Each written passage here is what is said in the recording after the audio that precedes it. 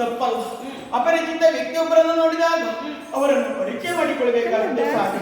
ನೀವು ಕೇಳಿ ತಿಳಿದುಕೊಂಡಿರಬಹುದು, ಪುಣ್ಯವಾಗಿರುವಂತ ಕ್ಷೇತ್ರ ಅದುವೇ ಕಾಶಿ ಕ್ಷೇತ್ರ.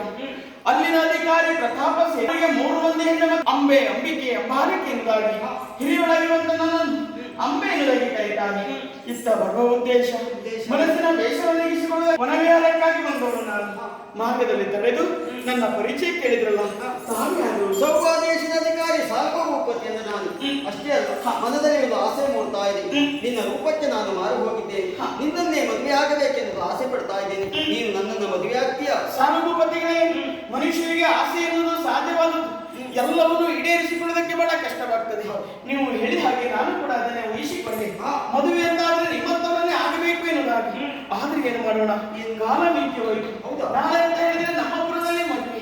ಅದು ಯಾವ ರೀತಿಯಲ್ಲಿ? ಎಲ್ಲ ಹೆಣ್ಣು ಮಕ್ಕಳ ಮದುವೆ ನಮ್ಮ ಮದುವೆ ಅಲ್ಲ. ಮತ್ತೆ ಧರಣಿ ಪಾಲಕರಿಗೆಲ್ಲರಿಗೂ ಲೇಖನವನ್ನು ಕಳಿಸಿದ್ದಾರೆ. ಯಾರು ಯಾರನ್ನು ಗೆಲ್ತಾರೆ ಅವರಿಗೆ 3 ಮಂದಿ ಹೆಣ್ಣು ಮಕ್ಕಳು ಕೊಟ್ಟು ಮದುವೆ ಮಾಡ್ತಾರಂತೆ.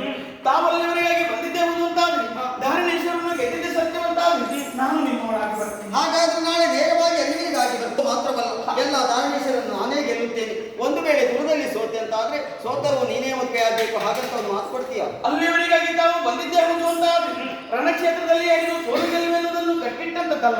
ಎಲ್ಲಾದ್ರೂ ನಿಮ್ಮ ಪಾಲಿಗೆ ಸೋಲೆ ಆಯ್ತು ಅಂತ ಆದ್ರೆ ನಾನು ನಂಬಿರುವಂತಹ ಕುಲದೇವರ ಮೇಲೆ ಆಣೆಯಾಗಿ ಹೇಳ್ತೇನೆ. ನನ್ನ ಕೈಲಿರುವಂತಹ ನಿಮ್ಮ ಕೊಳ್ಳಿಗೆ ಹಾಗಾದ್ರೂ ನನ್ನ